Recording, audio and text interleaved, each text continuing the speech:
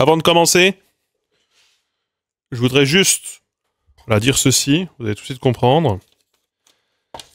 Cette VOD est découpée en deux parties. La première partie avant les annonces du gouvernement, la veille, et la seconde partie après les annonces du gouvernement, le lendemain. Puisque nous sommes le dimanche 22 décembre 2024, nous n'avons évidemment pas de budget, nous n'avons pas de gouvernement, et pourtant c'était annoncé pour ce soir. Comme Emmanuel Macron, concernant son Premier ministre, a annoncé dans les 24 heures, il nous a mis quasiment une semaine, François Bayrou, qui nous a dit qu'il nous aurait un gouvernement avant Noël, risque peut-être de prendre quelques jours, quoique c'est pas dit. Ça se trouve demain matin on aura l'annonce. Ça se trouve au moment où les gens regardent cette VOD, le gouvernement a été annoncé, et donc il faudra bien évidemment prendre en considération que tout ce que je vais aborder là concerne les tractations, ce qu'on sait de ces tractations. À l'heure où le gouvernement n'est pas connu, mais où, a priori, on en connaît déjà une partie quand même. Il y a un monde dans lequel on n'a pas de gouvernement avant Noël, puisque si Bayrou l'avait promis avant Noël, demain c'est jour de deuil pour Mayotte, mardi c'est le réveillon, mercredi c'est Noël. Donc, voilà. Alors qu'est-ce qu'on sait ? On sait qu'il y a encore eu plusieurs entretiens téléphoniques aujourd'hui entre François Bayrou et Emmanuel Macron. Emmanuel Macron, dont vous avez lu le super papier dans Le Monde, où on apprend que c'est un psychopathe qui n'a jamais vraiment eu de ligne directrice politique, que c'est une anguille et qu'en fait, même quand il disait qu'il était socialiste, il faisait planer le doute à l'époque où François Hollande était élu, pour finalement aller à droite toute parce qu'il a toujours été de droite et que c'est un espèce de proto-fasciste. Bon, ça, dans Le Monde, je vous invite à lire l'article du Monde, si ça vous va, bien évidemment l'article des Rabzouz, l'article de tout ce que vous voulez, le Boys Club et tout, etc. Bon, lisez-le, bien sûr. Sur le parcours d'Emmanuel Macron, je crois que c'est dans Le Monde, ou non, c'est dans Libé peut-être c'est dans Libé, pardon, sur le parcours, le parcours d'Emmanuel Macron en politique, et où on apprend que c'est un psychopathe, bien sûr, sans idée et sans flair, à part celui de faire carrière. Voilà, bon. Si on apprend aussi tout ça, ça nous dit quand même quelque chose de l'état du pays quand même, c'est que tout le monde est en train de lâcher Macron, y compris ses plus proches collaborateurs. François Bayrou lui-même a eu des hauts et des bas avec Emmanuel Macron, et ce n'était vraisemblablement pas le premier choix. Et il est en mauvaise posture. Je pense que si ça prend autant de temps, si ça a pris autant de temps, c'est parce qu'il galère vraiment sincèrement à former un gouvernement. Il galère à former un gouvernement. Ce qu'on sait, c'est qu'il y aura sûrement plusieurs grands ministères de constituer. A priori, les noms sont plutôt, consistants, on va dire. On parle par exemple de Xavier Bertrand, on ne sait pas trop où, peut-être à l'économie, qui sait. Il faut savoir que le RN, qui déteste Xavier Bertrand, on a appris par Jean-Philippe Tanguy qu'en fait, ce n'est pas rédhibitoire. Voilà, ils sont pas contre que ce soit Xavier Bertrand au gouvernement, ça dépend à quel poste, et blablabla, et blablabla. Donc il y a quand même un monde où, en fait, le RN fait des concessions pour laisser le gouvernement Bayrou vivre quelques mois. On nous fait quand même savoir, ça c'est quand même très intéressant, de la bouche d'un proche de François Bayrou, que François Bayrou n'a pas la même vision du monde que Macron. Il n'est pas en mode Startup Nation, il n'est pas en mode le premier de cordée, lui il est en mode l'idée républicaine de la méritocratie, la justice sociale, etc. Et donc, François Bayrou, très attaché au mérite et à la justice sociale, nous a proposé notamment, et il va probablement nous donner dans son prochain gouvernement, si ces personnes acceptent, peut-être Elisabeth Borne qui a été approchée, Gérald Darmanin qui aurait été approché aussi. La rumeur dit par exemple que Elisabeth Borne pourrait accepter l'éducation nationale, on ne sait pas encore. On sait juste qu'il a proposé à Laurent Wauquiez. Voilà, Laurent Wauquiez a refusé. Laurent Wauquiez aurait exigé le ministère de l'économie, ce qu'il n'aurait pas eu. Et dans ce contexte budgétaire, avoir le ministère de l'économie dans un pays qui n'a pas de budget, c'est un poste clé. C'est peut-être même le deuxième poste le plus important après celui de Premier ministre dans la séquence. C'est toujours un poste très important, évidemment, Mais dans la séquence, des fois, un autre poste peut être vraiment mis en avant, comme notamment à droite le ministère de l'Intérieur, qui est aussi très très convoité. On va probablement avoir le Cornu et Dati de reconduit, hein, bien sûr. Et Retailleau. Alors moi j'ai trouvé ça incroyable, puisque Retailleau, du coup, a été le premier reçu par François Bayrou. Retailleau qui était une ligne rouge pour la gauche, pourtant, hein, on va pouvoir en reparler. Donc selon une source proche de François Bayrou, Retailleau resterait, non seulement il resterait, mais en plus il aurait négocié et posé ses conditions pour rester. C'est-à-dire que c'est Bayrou qui aurait été dans la situation où c'est lui qui doit convaincre Retailleau de revenir. C'est pas lui qui ménage la chèvre et le chou et qui se dit « Bon, d'accord, je conserve Retailleau pour calmer la droite ».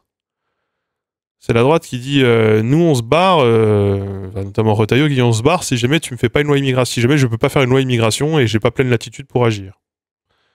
Et ça aurait été accepté, alors surprise ou pas, demain ou dans les jours à venir. Si c'est ça, c'est dingue. Si c'est ça, c'est dingue, parce que François Bayrou, mon négociateur de mon cul, ouais. Mais bon. Alors, la question qui nous a taraudé toute la semaine. Bon, moi, question auquel j'avais déjà répondu le jour même où on a appris que c'était François Bayrou, mais je vais vous la refaire, puisqu'évidemment, voilà, ça ne mange pas de pain de se répéter. Va-t-il y avoir des socialistes dans ce prochain gouvernement, un gouvernement d'union nationale, dans un contexte où François Bayrou aurait appelé tous les présidents de groupe à occuper un ministère et un poste au gouvernement? Évidemment que non. Voilà, moi je vous le dis depuis le début, que le PS, que Europe Écologie Les Verts et que le PCF vont discuter pour dire regardez, on a été discuté. Le mec en face, il est fou, il veut rien comprendre, il veut rien entendre. Bon, bah dans ces conditions-là, nous on a donné d'une autre. Il faut maintenant qu'on prenne nos responsabilités. On a essayé, on a encore essayé, et c'est en face que ça bloque. Ça, vous savez que c'est la stratégie du PS depuis le début. Certains m'accusent de valider cette stratégie. D'ailleurs, j'ai vu un commentaire de VOD. Moi, j'ai pas dit que c'était la bonne ni que c'était la mauvaise. Je dis juste que c'est la stratégie du Parti Socialiste actuellement, une stratégie qui n'a pas été aidée par François Bayrou, parce que François Bayrou s'est empêtré dès l'instant de son arrivée au ministère, à Matignon, s'est empêtré à Mayotte, dans l'histoire de Mayotte, où il a préféré aller... ça a été une semaine compliquée. Voilà. Cyclone à Mayotte, on ne sait pas combien de morts, probablement plusieurs dizaines de milliers, selon certaines sources que j'ai pu lire. Alors en tout cas, selon un tweet qui a été fait par la préfecture de La Réunion, ou par un média de La Réunion, je ne sais plus. Non, je crois par la préfecture de La Réunion qui s'était peut-être trompé, donc peut-être c'est moins, peut-être c'est plus, c'est difficile à comprendre, c'est difficile à savoir. On ne sait pas, voilà, parce qu'il y a tout un tas d'enjeux à Mayotte qui nous dépassent ici, mais le problème étant que il a préféré aller à Pau conseiller...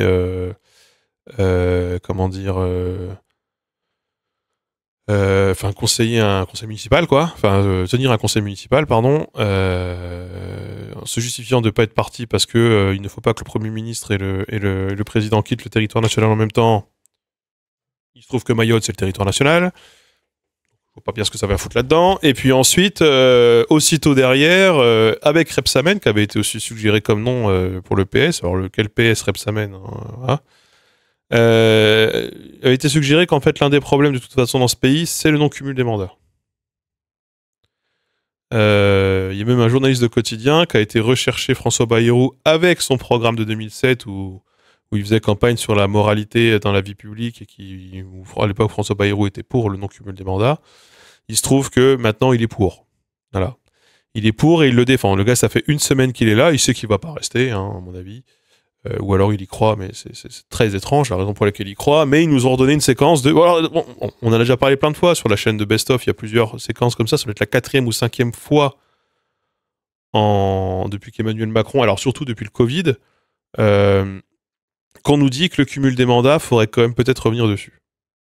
Et chaque fois, ça vient de LREM, du Modem, d'Horizon, ça vient vraiment de cette galaxie, quoi. Donc on se demande pourquoi. Donc bref, François Bayrou s'empêtre dans tout un tas d'histoires, commence avec une cote de popularité très basse, les 2 tiers des Français quand même qui le détestent, hein, alors qu'il n'a même pas encore de gouvernement, ça n'a pas aidé. Voilà, je sais plus c'est Fort ou Valo qui disait François Bayrou ne nous a pas aidé dans la séquence de on joue la négo. Parce qu'on passe pour des blaireaux, parce que lui-même est un blaireau. Si ça y passait pour quelqu'un de responsable, on aurait pu passer pour des gens responsables. De toute façon, que ce soit le PS, Europe Écologie Les Verts ou le PCF, il y a une ligne rouge, il s'appelle Retailleau. Alors Jean-René Cazeneuve, c'est un député centriste, ça le met de travers. Ça le met de travers. Lui il dit c'est pas mon choix idéal mais c'est acceptable. Il est très à droite sur les questions sécuritaires. Je suis pas très à l'aise mais bon il faut avancer sous prétexte voilà sous-entendu. La gauche franchement ils sont quand même pas à la hauteur de la situation. Oui le gars est un nazi mais bon au bout d'un moment voilà hein, à chacun de faire un peu de chemin. Bon, bah, le chemin, il se fait que d'un sens, hein, pour l'instant, de toute façon, donc bon. Puisque, selon le PS, hein, pas que le PS, mais la déclaration du PS, c'est que, donc, si on suit les déclarations de Faure, François Bayrou n'a évidemment rien lâché, pas une miette, même pas sur la réforme des retraites, où il a dit « on verra rien de concret sur rien, en fait. Même pas sur le 49.3, de ce que j'ai cru comprendre, ce qui donne la carte du PS à dire nous on fait un accord de non-censure si vous ne faites pas le 49.3. Ouais, j'ai expliqué pourquoi c'était pas si bête comme stratégie. De toute façon, ils n'ont pas obtenu de François Bayrou, donc ils disent bon bah du coup, à moi la censure, à nous la censure, on va se préparer à censurer. Donc voilà, donc François Bayrou effectivement ne lâche rien à la gauche du tout, pas une miette, mais en plus il lâche tout à la droite. Ce qui évidemment met tout le monde un peu de travers. Donc Olivier Faure a mis la barre à gauche. Hein. Par exemple pour Mayotte, il a appelé au refinancement de l'île, des réparations de l'île par par un impôt sur les grandes fortunes. Il nous a reparlé de la censure. Et alors, je l'ai appris tout à l'heure. Alors je sais c'est pas quelqu'un du PS directement, mais je crois que c'est quelqu'un du PS, mais c'est pas l'une des têtes pensantes du PS. Mais apparemment, Olivier Faure aurait menacé d'exclusion du PS toute personne qui irait au gouvernement de François Bayrou. Donc non seulement il n'y aura pas le PS au gouvernement, mais toute personne qui irait se retrouverait automatiquement exclue du PS. Probablement aussi pour éviter ce scénario, les scénarios nous disant que le PS social traître. Bon, en tout cas, oui, évidemment, on pouvait prédire que ça se passerait comme ça. Je pense que la stratégie du PS, c'est de dire on sait que ça va se passer comme ça, mais bon, on fait comme si et on verra, de toute façon, ça mange pas de pain. Là où la stratégie de l'EFIT est de dire ça va se passer comme ça, qu'est-ce qu'on perd du temps, allons direct à la censure et n'allons même pas discuter. Bon, alors vous jugerez par vous-même quelle est la stratégie la plus acceptable. Fondamentalement, ça va rien changer au fond. C'est-à-dire, on va avoir un gouvernement de droite. Face à une assemblée qui a comme plus gros bloc un bloc de gauche. Et ce bloc de gauche sera beaucoup trop occupé à se fracturer en interne pour réarbitrer ses rapports de force en vue de la très très très hypothétique présidentielle anticipée, plutôt que quoi que ce soit. Donc, et ça peut tirer jusqu'à 2027, on verra. En tout cas, c'est mal barré pour François Bayrou. Il risque quand même de pas tenir longtemps. Ça a été publié littéralement 2 jours après que le même Olivier Faure ait dit que la gauche pourrait travailler avec Macron si le Premier ministre était de gauche. Oui, mais ça a toujours été leur ligne, ça, en l'occurrence. Je vois pas en quoi ça irait contre leur ligne. Ce que dit Olivier Faure depuis le début, c'est on a gagné les élections, Emmanuel Macron doit nommer un ministre NFP, enfin un Premier ministre NFP, et oui, alors on négociera peut-être à ce moment-là, on discute avec les macronistes pour voir sur quel texte on peut se mettre d'accord pour les faire passer en priorité, pour avoir une majorité sur les textes, parce qu'il nous faudra une majorité pour les passer à l'Assemblée. Ça a toujours été la ligne. Pour le coup, Olivier Faure, là-dessus, ça fait une semaine qu'en termes de discours, c'est pas très...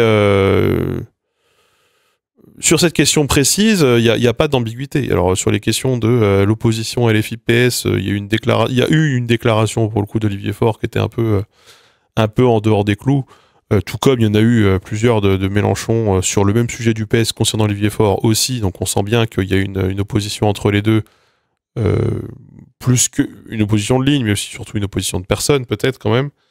Je sais que beaucoup de gens n'aiment pas qu'on ramène ça à des histoires de personnes, mais ça joue, ça joue quand même. Là-dessus, il y a pas grand-chose à redire. Enfin,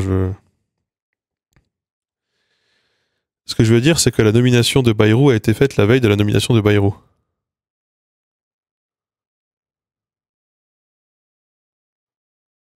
J'ai pas compris.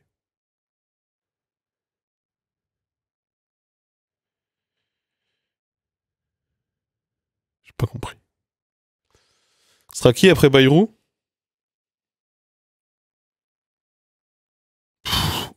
Ce sera, je sais pas, Barnier? J'en sais rien. On n'en sait rien. Le Cornu, Lescure, Borne, on n'en sait rien. Un random croisé dans la rue qui croit que lui, contrairement à la rangée comment dire, de sacrifier et oublier avant lui, il peut réussir là où tous les autres ont échoué parce qu'ils y croient tous à un moment. Hein. Déclaration faite la veille de la nomination de Bayrou, pardon. Oui, mais ça a toujours été la ligne d'Olivier Faure, en tout cas depuis la chute du gouvernement Barnier, et une ligne qui était déjà dessinée en fait dans le discours de Vallot pour la motion de censure, le jour de la motion de censure de Michel Barnier.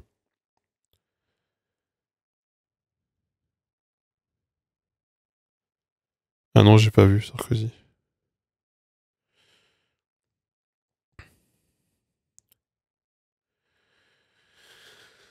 Voilà, moi je peux vous expliquer pourquoi, selon moi, Emmanuel Macron ne reconvoquera aucune élection législative avant 2027. Je l'ai déjà expliqué plein de fois. Je peux vous le refaire. Et je ne pense qu'il ne démissionnera jamais. Il préfère un pays bloqué à l'arrêt, qui pourra peut-être sauver d'ailleurs, comme le général de Gaulle l'avait fait lui-même à l'époque. Le retour du général de Gaulle, bien sûr. Que de devoir partir et se faire chier. Voilà. Non, mais même là, il ne redit. Enfin, on a parlé du texte d'orientation de la France Insoumise, qui table en gros sur deux scénarios majeurs hein, pour la séquence politique à venir. C'est soit la destitution d'Emmanuel Macron ou la démission d'Emmanuel Macron, ou la dissolution. Emmanuel Macron ne fera aucune dissolution et il ne démissionnera pas. C'est à peu près certain. Emmanuel Macron pourrait par contre faire un référendum sur une question quelconque si jamais il voulait emmener les Français aux urnes et pouvoir avoir une victoire à revendiquer, quelle qu'elle soit. Emmanuel Macron serait assez zinzin, par exemple, peut-être, pour faire un référendum sur l'immigration. Ce qui n'aurait aucun sens, mais l'extrême droite le réclame depuis longtemps. Et Retailleau va probablement être reconduit, et visiblement, ils lui ont couru après pour qu'il le soit. C'est un genre de truc... Pourquoi Alors, Emmanuel Macron ne tenterait aucune... Pour moi, Emmanuel Macron ne croit pas dans le vote populaire. Emmanuel Macron a été surpris de perdre comme il a perdu. Emmanuel Macron a été, on l'a pris dans le papier du Monde, a été extrêmement surpris de voir que la gauche avait pu rester unie et arriver majoritaire aux législatives. Il l'avait vraiment pas vu venir. Il était assez convaincu de gagner. Là, ce qui est sûr, c'est qu'en gros, ça lui paraît beaucoup trop imprévisible. Il a l'impression que les Français sont des ingrats et que les Français lui en veulent et veulent le punir pour des choses qui ne sont pas sa faute. Donc les Français votent mal. Il ne va pas prendre le risque de redonner le pouvoir à des Français qui votent mal, si c'est pour qu'ils perdent encore 30 ou 40 députés, et qu'en perdant ces 30 ou ces 40 députés, il perd du peu de pouvoir qu'il a encore sur sa famille politique, le peu de financement, le peu de temps de parole que ça lui procure encore, et les financements, enfin, des députés, c'est des financements et du temps de parole, dans un moment où on va arriver aux élections municipales. Donc, va pas prendre le risque. Pour moi, il va pas prendre le risque. Le budget. Et si passer le budget par référendum? Impossible, mais bon. Je suis même pas sûr que ce soit légal. Mais bon, la légalité, Emmanuel Macron, sur plusieurs points, il a joué avec des zones grises. Hein. Jusqu'à ce que le Conseil constitutionnel dise oh bon, c'est pas trop, ça s'est jamais produit, on n'a pas trop envie de se prononcer. C'est arrivé à plusieurs reprises déjà, donc bon.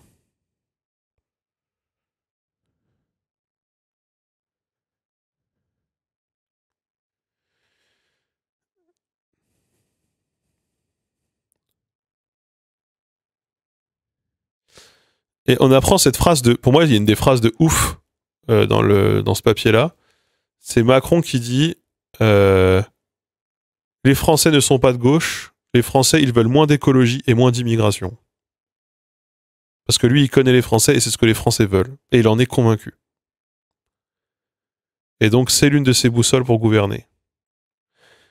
Et a priori, s'il écoute beaucoup Roger Petit, qui est son conseiller encore... A priori, la stratégie de Macron, c'est de trianguler le RN en étant meilleur que le RN sur ses propres sujets. Donc en gros, leur donner un peu, mais sur ce un peu être meilleur et plus crédible qu'eux. Ça a l'air d'être la strat. Donc, et il croit que, effectivement, pour être populaire, il faut être raciste, méchant, xénophobe, misogyne, etc. Dans aucun monde, quand tu vois à peu près... Mais au bout d'un moment, Emmanuel Macron commence à le connaître, ça fait 7 ans qu'il est là. Emmanuel Macron est imprévisible. Nicolas Sarkozy, apparemment, a une citation sur Emmanuel Macron qui est incroyable et qui est probablement très juste.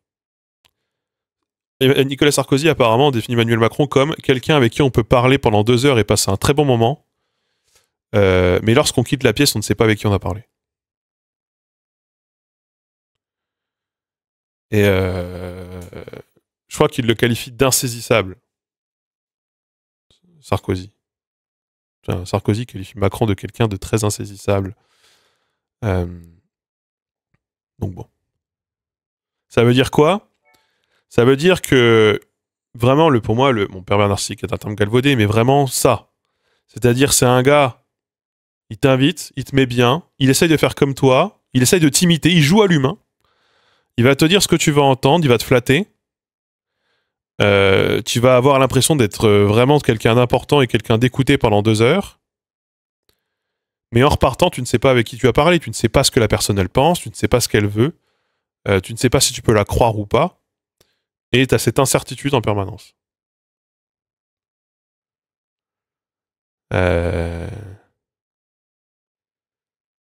C'est terrifiant d'avoir quelqu'un de si manipulateur au pouvoir, c'est pas terrifiant, c'est ce que la 5ème République produit. Si ce que tu dis est vrai, la stratégie de LFI de marteler que Macron est le responsable de cette situation et d'appeler à sa démission est la bonne. Mais ça n'arrivera pas. Après, on peut toujours le demander, mais ça n'arrivera pas. Le problème, c'est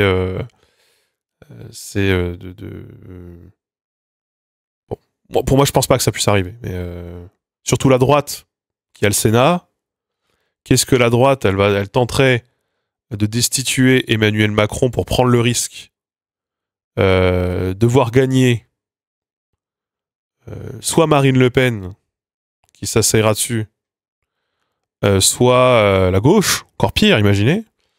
Enfin, il faut bien comprendre que la droite du Sénat,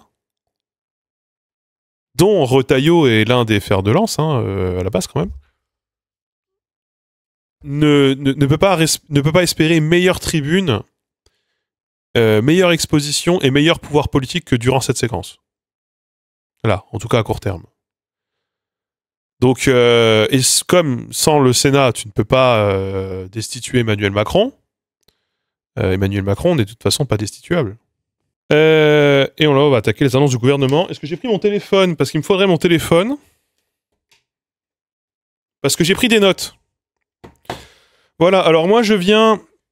J'ai comme tout le monde, alors que j'étais en train de finir mes courses de Noël, alors que c'était le jour du deuil national pour Mayotte, les annonces du gouvernement. Je les ai tout d'abord entendues. J'ai évidemment eu dans la journée l'annonce surprise de Xavier Bertrand. Voilà. Que Xavier Bertrand finalement n'est pas au gouvernement, et d'ailleurs il l'a même annoncé avant qu'on ait la liste du gouvernement, disant « Moi, finalement non, parce que Bayrou cède à l'extrémisme. » Alors ça, je m'y attendais pas. Je m'y attendais pas du tout. Et puis j'ai eu la liste, hein, évidemment, la liste. Et puis, alors que je mangeais tranquillement avec ma femme, v'là pas que je vois sur BFM TV François Bayrou, j'ai quand même écouté pendant 1 heure. Pas plus, parce qu'au bout d'un moment, j'avais d'autres trucs à faire et que, bon, j'ai pas appris grand-chose. J'ai un peu Blue Sky, comment on dit, skité, ça, squeezé, skyté, posté sur Blue Sky, flousqué, blousqué. Oh, c'est différent, faut faire les verbes. Blousqué, peut-être, voilà, j'ai blousqué une partie de... Ça, ce qui était une interview absolument incroyable, parce que c'était quand même intéressant de savoir en termes de politique où est-ce qu'on va, et il y avait quand même quelqu'un qui disait ça avant, et j'ai trouvé ça très pertinent de dire aujourd'hui, nous, on attend des noms pour savoir ce que va être la politique du gouvernement. Alors, dans d'autres pays, on définit d'abord la politique du gouvernement pour pouvoir savoir qui va répondre à la feuille de poste. Donc, François Bayrou était là ce soir sur BFM TV pour nous expliquer quelle était sa vision de la politique. J'ai pris des notes. Bien sûr, j'ai fait ça bien. Alors, je vais vous faire la liste d'abord, liste du gouvernement. On va même la regarder ensemble si vous voulez. Comme ça, au moins, on sait de quoi on parle. Voilà. Liste gouvernement. Hop.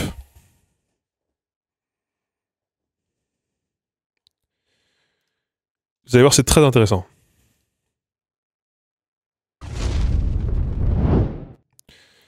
Alors, je vais vous cacher. Je ne vais pas vous cacher, je vais juste dézoomer. Alors, qu'est-ce qu'on apprend de ce nouveau gouvernement? Alors, il faut savoir que cet ordre est important. Ces noms arrivent dans l'ordre et cet ordre est important. Je vais vous expliquer pourquoi ensuite. Alors, les ministres de plein exercice. Ce qu'on appelle aussi, je crois, les ministres d'État. Dans l'ordre, Elisabeth Borne, ministre d'État. Ça y est, ministre d'État de l'Éducation nationale, de l'enseignement supérieur, de la recherche. Valls, Outre-mer. Darmanin, justice. Retailleau, ministre de l'Intérieur. Bien sûr, on en avait parlé pour le coup. Toutes les rumeurs sur Retailleau étaient justifiées, étaient vraies, véritables. Vautrin, au travail, la santé. Voilà, Lombard, le Cornu, ministre des Armées, Rachel Culture. Ça, pareil, on le savait déjà d'hier. Rebsamen, c'était très fortement suspecté, aménagement du territoire. Barrot, à l'Europe. Pannier-Runacher, bien sûr, évidemment. Oui, Manuel Valls. Anne Genevard, à l'agriculture. Vraiment, Bayrou voulait le proposer à Xavier Bertrand, d'ailleurs. Marc Angeli, ministre de l'Action publique. Ok. Barsac, ministre des Sports. Bon, ça, je ne sais pas qui c'est. Ensuite, on a Mignola. Aurore Berger. Égalité homme-femme.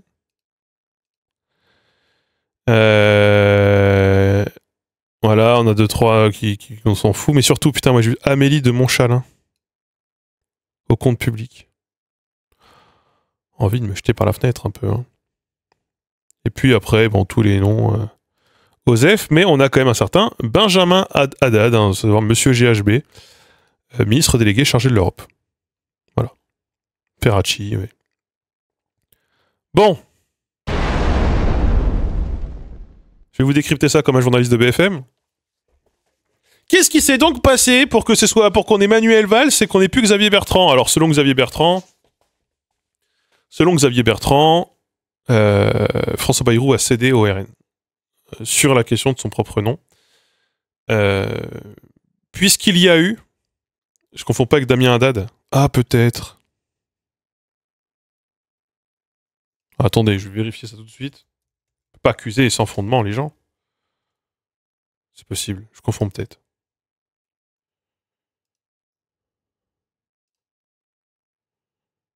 Ah. Ok, c'est pas le bon. Bavure de ouf. Je retire tout ce que j'ai dit sur Benjamin Haddad.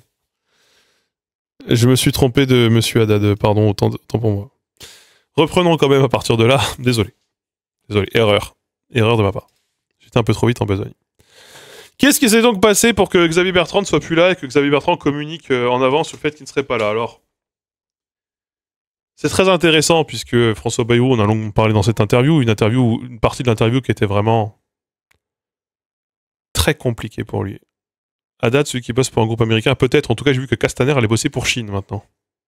L'intérêt de la Chine. Comme quoi. Xavier Bertrand a bel et bien été reçu par François Bayrou. François Bayrou lui a proposé le ministère de la Justice.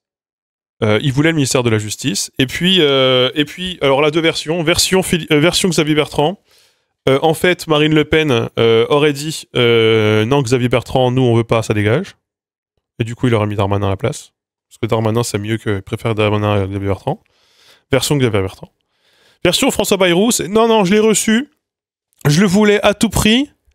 Mais en fait, et je le voulais à la justice, mais en fait, peut-être qu'aussi je le voulais peut-être à l'agriculture, mais il voulait pas l'agriculture, alors que je me suis dit quand même, il vient du Nord, donc l'agriculture, ce serait pas mal, mais en fait pas. Non, mais moi, je vais vous dire la vérité, de toute façon, lui, il n'était pas d'accord sur la même vision de la justice. Le journaliste se disait, mais pourquoi, du coup, vous l'avez appelé, vous l'avez courtisé, ou vous voulez à tout prix lui fouiller un gros ministère moi, ce sont des mensonges. En gros, il a le seum que je l'ai pas choisi à la fin. Quand même,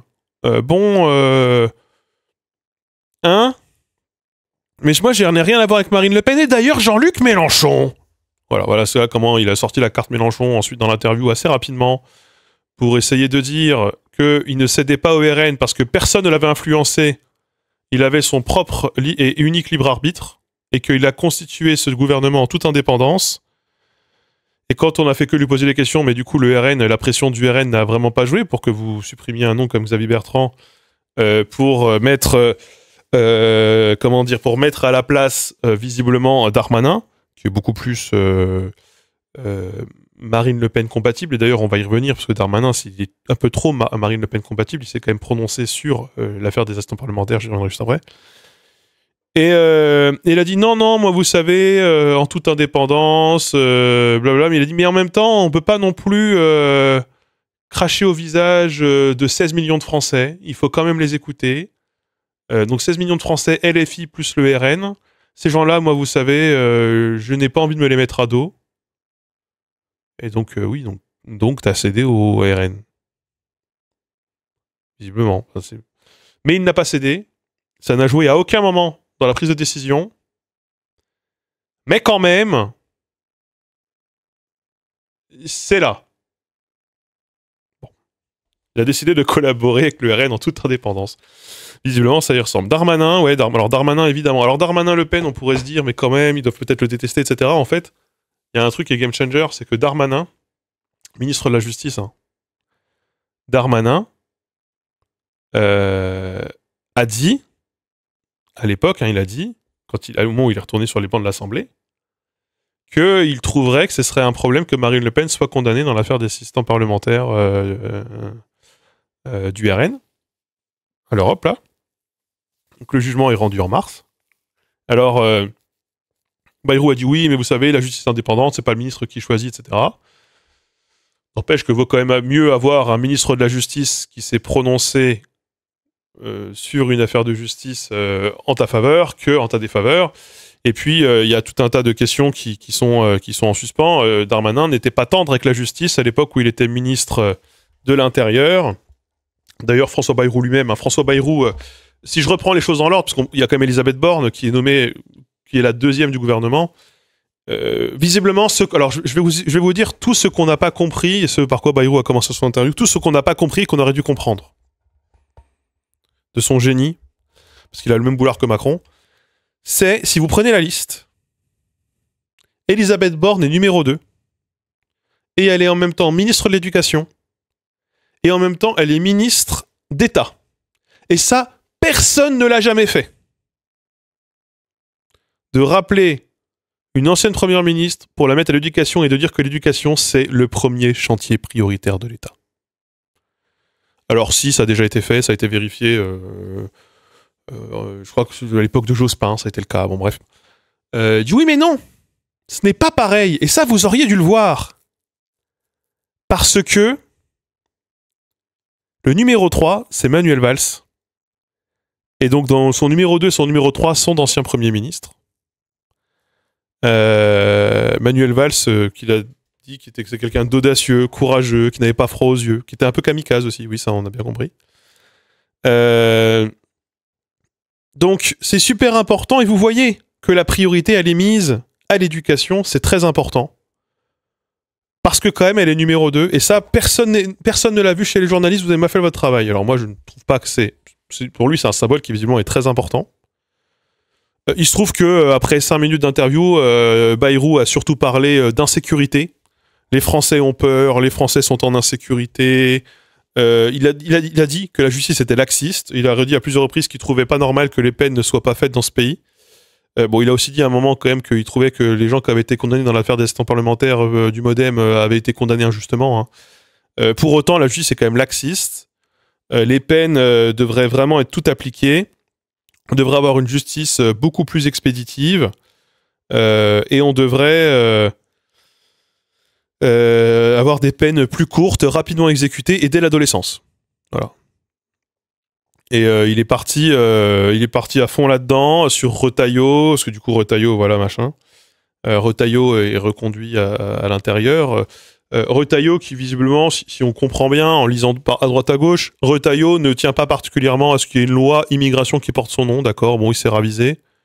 Par contre, si jamais il y a une loi Mayotte, pour le sinistre, il y aura des parties de ce qu'il voulait la loi immigration dans la loi Mayotte, concernant la situation à Mayotte. Il y en aura dans le budget sur tel truc. Donc en fait, sur chaque sujet, Retailleau va essayer de décortiquer, enfin, il va morceler le projet initial qu'il avait pour essayer de le disséminer un peu partout dans les différentes lois qui pourraient être proposées, évidemment. Donc il faut quand même, voilà. Donc la question de l'immigration et de l'insécurité seront centrales, bien sûr. Après, lui, il a dit qu'il avait l'action du mérite républicain, etc. Il y tient beaucoup, bon bref. Moi, il y a des moments dans cette interview quand même que j'ai adoré en même temps, c'est quoi ce symbole de virer Migaud, qui est un ancien socialiste, pour mettre à la place Darmanin? Et il a dit c'est faux, j'ai pas fait ça. Je sais, ben, si, littéralement, là, il y a la liste du gouvernement d'avant. Là, il y a la liste du gouvernement que tu nous as donné. Si, t'as viré l'un pour mettre l'autre. C'est pas... Il avait tellement prévu le c'est faux, vous les journalistes. Il a fait un peu de ça. Vous les journalistes, hein, vous faites mal votre travail. Moi, c'est le meilleur moment de l'interview pour moi, c'était quand même quand François Bayrou accuse BFM TV de ne pas être honnête dans la retransmission des images de l'Assemblée nationale, alors que, comme le rappelle Apolline de Malherbe, ce n'est pas BFM qui choisit de couper les micros de l'Assemblée pour ne pas qu'on entende le bordel qu'il y a. Il récupère littéralement le flux de l'Assemblée nationale qu'ils retransmettent. C'est pas BFM TV qui fait la prod et la réal des questions au gouvernement. J'ai trouvé ça lunaire à ce moment-là. J'ai trouvé ça vraiment lunaire. Vraiment. Je trouvais ça fou. J'ai trouvé ça fou.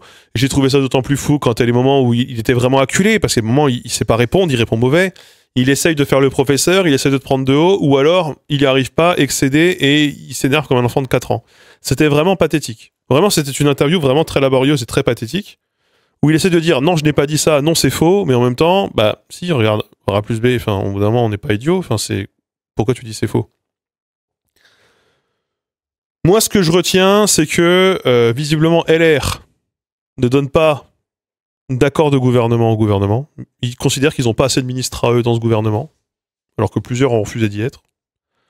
Ils considèrent qu'ils jugeront au texte par texte, loi par loi, et ils ne veulent pas donner un blanc-seing ni voter la confiance au nouveau gouvernement.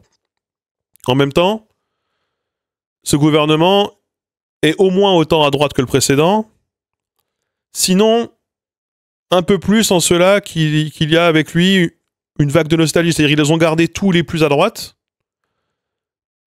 Ils ont viré tous les anciens où on savait pas trop, etc., pour nous mettre que des vieux réchauffés dont on sait qu'ils ont fait des politiques de droite, comme Elisabeth Borne ou Manuel Valls. C'est suicidaire. Moi, je trouve ça suicidaire, politiquement parlant. Donc, évidemment, LR, ils préparent déjà leur discours de nous, on ne les soutient pas vraiment. François Bayrou nous dit quand même qu'il a des socialistes et des gens de gauche dans le gouvernement. Manuel Valls, autant vous dire que celle-là... il y a Berger, ouais, bien sûr. Celle-là, elle est quand même dure à passer. Donc en fait, il a clairement fait constituer un gouvernement de les derniers qui ont osé encore dire oui, quoi. Qui ont encore dit oui, quoi. Qui se permettent encore de dire oui. Moi, il y a 3 choses que je retiens. Alors, ça va pas être fondamentalement en opposition avec ce qu'on s'imaginait, mais il y a 3 quand même directions dans lesquelles François Bayrou a l'air de vouloir partir. Première partie, il n'exclut à aucun moment l'utilisation du 49.3, mais il exclut les décrets. On ne gouvernera pas par décret, mais si on doit faire passer le 49.3, on fera passer le budget au 49.3. Eh ben, bon courage. Mais on fera les votes, on fera durer le débat jusqu'au bout du bout. Mais au bout d'un moment, il faut quand même pas trop qu'on attende, donc il faudra faire passer un budget au 49.3. En gros. Il a dit qu'il aimerait ne pas l'utiliser, mais que s'il le faut, il l'utilisera. Exactement ce que putain, j'ai oublié son nom. Barnier, pardon. Ce que Barnier disait. Exactement le même discours que Barnier. On a vu ce que ça a donné. Il trouve que c'est absolument fou de la part du NFP d'exiger, notamment du PS, d'exiger pour discuter de suspendre, pour négocier la réforme des retraites, de la suspendre la réforme des retraites, enfin du coup la nouvelle réforme des retraites, de suspendre son application en attendant de trouver un nouveau compromis. Il trouve ça fou, il trouve ça irresponsable, parce qu'il y a quand même des agences de notation qui nous surveillent et qu'elles pourraient dégrader la dette de la France si jamais on le faisait.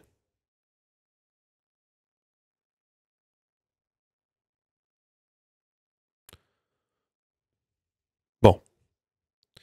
Mais en même temps, il a dit, mais en même temps, moi je ne suis pas fermé à ce qu'on rediscute des retraites. Moi, par exemple, je suis favorable à la retraite à points.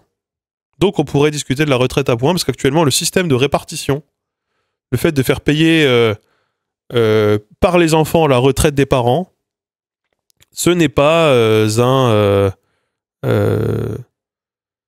ce n'est pas juste. Voilà. Qu'il y ait de la dette là-dessus et que ce soit pas à l'équilibre, blabla.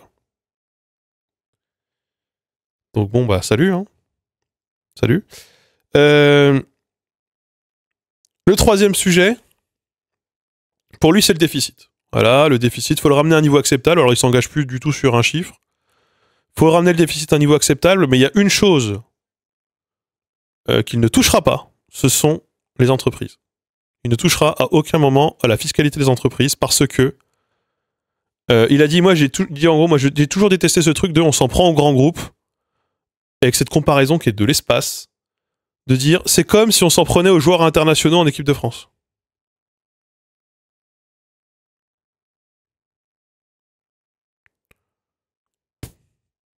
Quel rapport entre Total et Kylian Mbappé, je ne sais pas.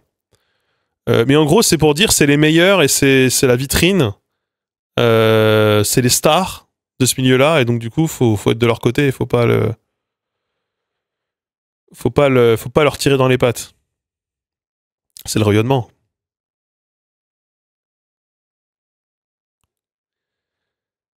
Et donc bon, moi, quand on en est arrivé à comparer Total et Kylian Mbappé, bon c'est moi qui dis Total, c'est moi qui dis Mbappé, mais globalement, des grands groupes et les stars de l'international du sport, je me suis dit que bon,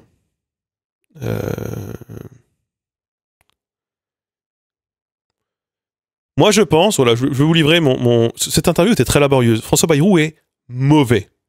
Il est mauvais en interview, il se fait acculer en 2 secondes par Apolline de Malherbe et par le fils Sainte-Crique. Vraiment, il se fait cornériser en 2 secondes avec 3 arguments, il est perdu, après il s'énerve, après il veut donner des leçons aux journalistes, il veut les prendre de haut. Sauf que c'est un vieux monsieur pour qui beaucoup n'ont plus vraiment trop de respect parce qu'ils savent que dans 2 mois, il a de bonnes chances de dégager. Avec des questions qui sont un peu à charge, hein. C'est sûr que ça l'énerve, en mode comment est-ce que vous allez réussir là où tous vos prédécesseurs ont échoué, pourquoi ça marcherait avec François Bayrou ce qui n'a pas marché avec Michel Barnier, et pourquoi alors que vous vous avez le même discours, vous avez la même logique, il adviendrait un destin différent de vous et de votre équipe gouvernementale, quoi. Et il y a tout un passage qu'il a vraiment pas aimé, c'est, alors on lui a dit, à aucun moment il parle de Macron, et à un moment on lui dit, mais vous n'avez pas du tout parlé d'Emmanuel Macron, et là il a essayé de trouver des compliments à formuler Emmanuel Macron, et c'était compliqué, on l'a senti. Il s'est un peu contenté de dire que, vous savez, aucun président n'a eu à subir autant de crises que Emmanuel Macron. Alors si, je pense que si. Le choc pétrolier, ça devait être quelque chose. Le 11 septembre, ça devait être quelque chose. La crise de 2008, ça devait être quelque chose. Des crises, il y en a. Oui, mais les gilets jaunes. Les gilets jaunes, notamment, bon.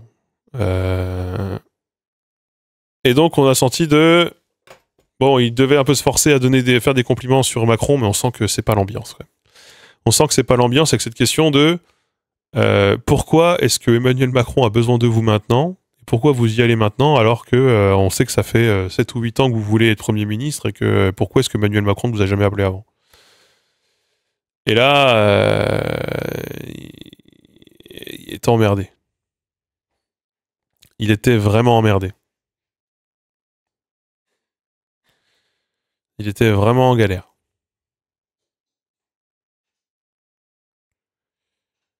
Puis des gouvernements qui ont dû affronter de la merde, il y en a plein, enfin je veux dire, qui ont eu des défis immenses. Alors peut-être sous la Sacrée République, il y a des choses qui se discutent peut-être un peu plus, mais écoutez, la reconstruction de la France, pour la 4ème République et la reconstruction de la France, ça devait être quelque chose. La guerre, ça devait être quelque chose. Ne serait-ce que la guerre d'Algérie, par exemple. Et la décolonisation, ça devait être quelque chose, quoi. Bon, bref, il y a beaucoup de crises, beaucoup de sujets, hein.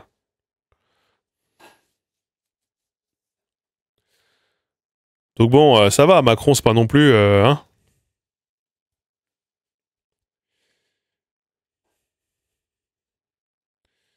Donc, c'est ce que j'ai dit sur Blue Sky, je vais vous le redire ici. François Bayrou, c'est vraiment le plus Oudéa Castéra-tiers de tous les premiers ministres que Emmanuel Macron a déjà eu. Je pense qu'il fait 3 mois. Voilà. Je pense qu'il fait 3 mois, honnêtement. Je pense qu'il fait 3 mois.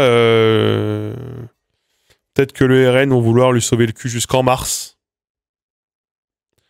Peut-être qu'ils vont attendre la fin du procès de Marine Le Pen, étant donné que Darmanin s'est déjà prononcé en faveur de Marine Le Pen dans le cadre de cette affaire. Peut-être qu'ils vont attendre mars. Voilà. Ils vont faire genre, on essaie de discuter avec, mais ça passe pas très bien. Et ciao. On va bien finir avec un Manuel Valls Premier ministre. Non, non, il peut rien faire, Manuel Valls, pour la condamnation de Marine Le Pen. Mais par contre, il peut rien faire pour la sauver. A priori. Ou alors il peut faire pression sur des magistrats, mais ça me paraît compliqué. Mais il peut participer à la création d'un discours et à la consolidation d'un discours de les juges sont partiaux, les juges s'en prennent à Marine Le Pen de manière disproportionnée, et du coup Marine Le Pen est vraiment l'ennemi du système, et du coup là on lui fait payer. Le système punit Marine Le Pen parce que Marine Le Pen est anti-système.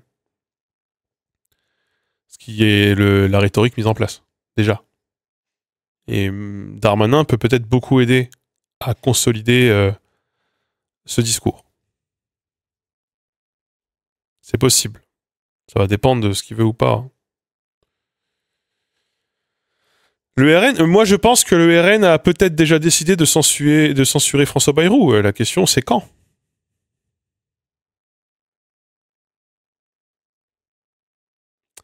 La question c'est quand?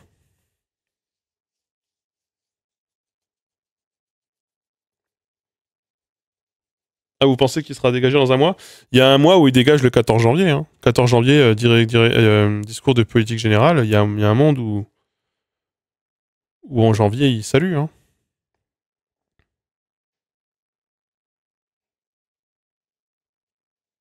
Je dis pas forcément que ce sera le cas, mais bon.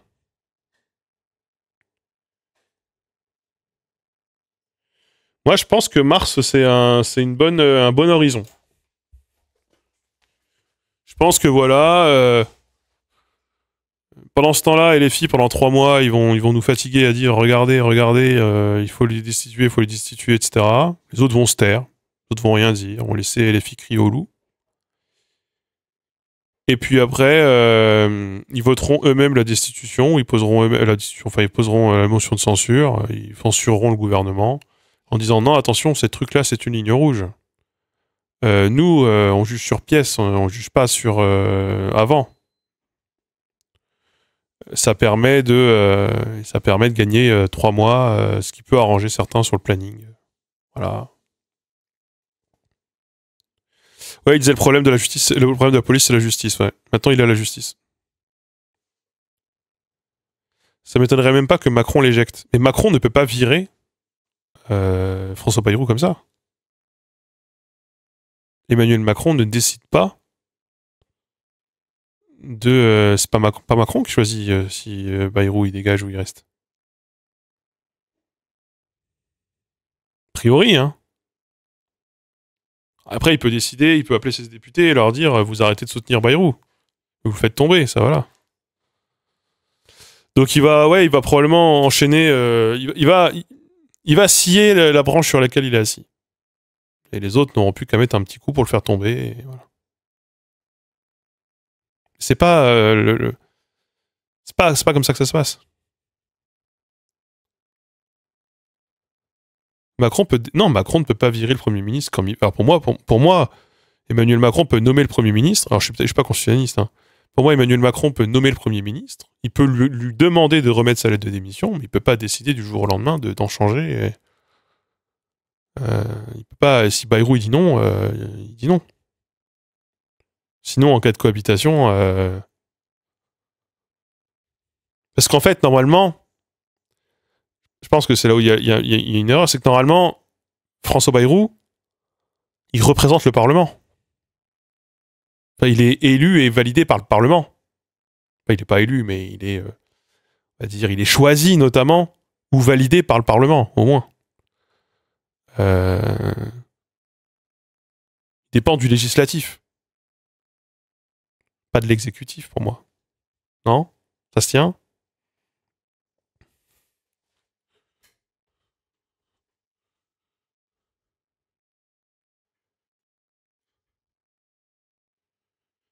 Oh, Hollande n'avait pas fait ça pour Jean-Marc Ayrault? Je sais pas ce qu'il avait fait pour Jean-Marc Ayrault. Je me souviens plus.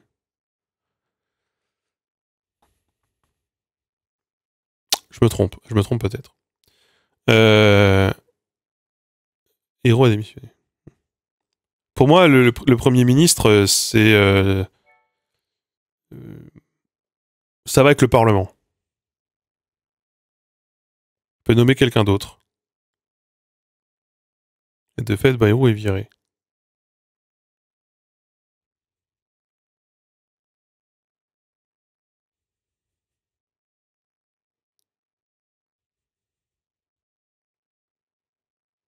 Pour moi, c'est tu peux pas. Pour moi, c'est tu peux pas, mais ce qui poserait sinon un cas de problème en cas de cohabitation, si tu pouvais virer. Pour moi, tu peux pas, mais par contre, il faut que tu aies l'Assemblée avec toi, quoi, en tant que président.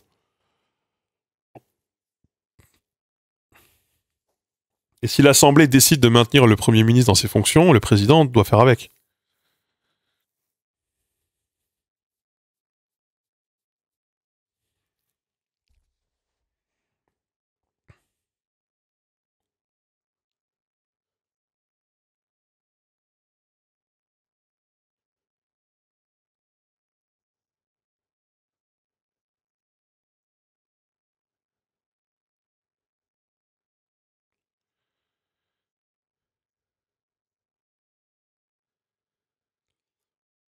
Ouais, mais après, quand t'as tout le Parlement avec toi, c'est pas un problème.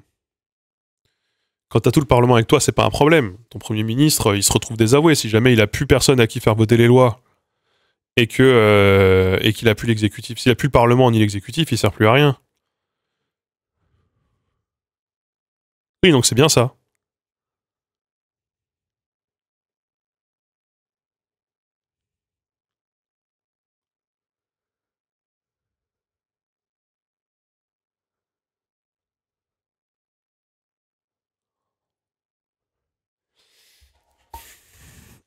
Si Macron ne le veut plus, qui à l'Assemblée voudrait sauver Bayrou? Ah non, mais personne. Ils veulent déjà tous le voir mourir.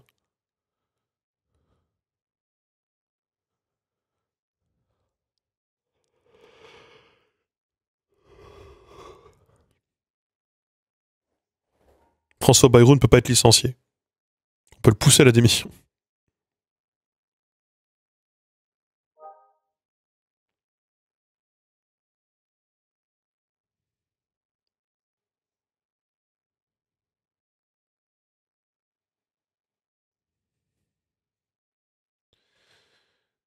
Particulièrement... Ouais. Mais du coup, le trio de tête... Ce qui est annoncé comme étant le trio de tête, Bayrou, Borne, Valls, ça fait franchement soupirer. Mais quand en plus, quand t'entends Bayrou te dérouler sa politique et qu'en fait elle est vraiment centrée sur les actions de Darmanin et de Retailleau, ça fait encore plus envie de... T'as encore plus envie de les voir mourir. Moi je comprends pas où ça va. Après, je sais plus si c'était Bompard ou Guettet qui disait ça, et vous savez que moi je suis pas forcément friand de ces stratégies, mais peu importe. Factuellement, par contre, c'est vrai. Le discours est vrai quand ils disent François Bayrou, c'est le premier et le dernier des soutiens d'Emmanuel Macron, et que si jamais il y a autant de difficultés à former un gouvernement, c'est parce que plus personne ne veut continuer avec Emmanuel Macron. De toute façon. C'est vrai. Bon, après, personne n'a non plus envie de renverser la table tout de suite pour en changer, parce qu'en fait, c'est aussi quelque part un peu confortable d'avoir un Emmanuel Macron en place avec un pays bloqué pour pouvoir faire cook un peu sa cote de popularité sur la base du mécontentement. Donc personne n'a envie de le dégager tout de suite non plus, hein. Sauf les filles, en l'occurrence. Et peut-être certains de LR, c'est ce qui se dit, mais bon. En tout cas, là, ça sent le sapin et tout le monde va prendre un malin plaisir à le voir chuter, à le voir descendre et à le voir s'effondrer. Et avoir, ouais, vraiment le pays. Moi, je suis même client du fait que attendre permet quand même. Enfin, ouais, je vais vous dire ce que j'en pense. Je vais vous le dire. Bon, visiblement, c'est dans le texte d'orientation à partir du printemps 2025. Moi, j'aimerais que ce soit à partir de maintenant. C'est 6ème République tous les jours à partir de maintenant. 6ème République tous les jours, quoi qu'il arrive, contre vents et marées. Voilà. Le quinquennat semble à bout de souffle, on voit mal comment ça pourrait durer encore 3 ans. Bah moi, je vois pas mal comment ça pourrait durer encore 3 ans. Hein. Je vois pas mal du tout. Emmanuel Macron n'est pas particulièrement en difficulté dans sa vie de tous les jours en ce moment.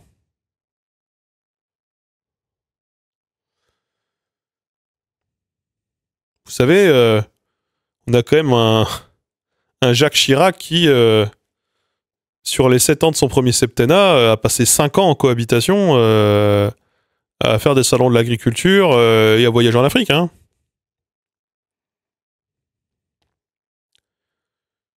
Sa politique était pour le coup absolument... Enfin, sa politique, si, elle a quand même eu...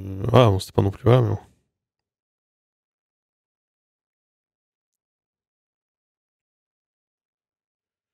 Ah non, mais là, on voit que je pense que gouvernement après gouvernement, il y a de moins en moins de gens qui sont chauds d'y aller et d'y croire, quoi. Mais je vous jure, demain, on m'appelle. Et on me dit, viens habiter à Paris, je veux que tu sois ministre de la culture. C'est un truc qui me plairait bien. Ou ministre des profs. Même si j'ai une relation compliquée avec les profs. On me dit, montée de linguistique, c'est vous, je viens vous chercher. Eh, salut, mec, c'est bon, moi je déménage pas pour une mission de 2 mois, même si c'est très bien payé à Paris, hein.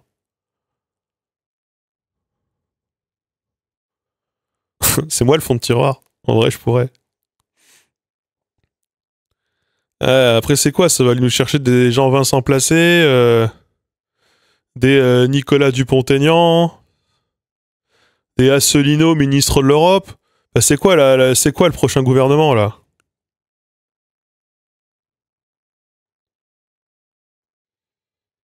Ouais, ouais, j'ai lu le papier sur Macron. Ouais, surtout si c'est pour s'en prendre plein la gueule. T'en prends plein la gueule pour pas un rond, et 2 mois après, tout le monde t'a oublié, et juste que quand ton nom sort, c'est si les gens se souviennent de toi, c'est ils t'aiment pas. Je pourrais faire de belles vidéos, ouais, mais c'est des bails, il faut se lever le matin, il faut se lever le matin pour rien.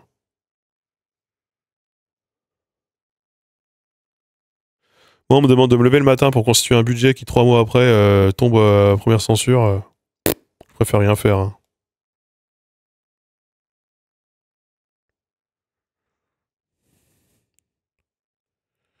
Je mangerais... Ça, c'est vrai. Boufferais bien.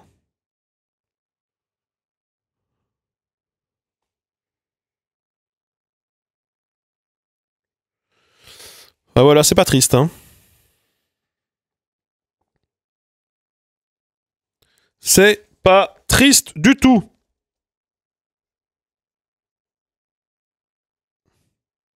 C'est désespérant, ouais.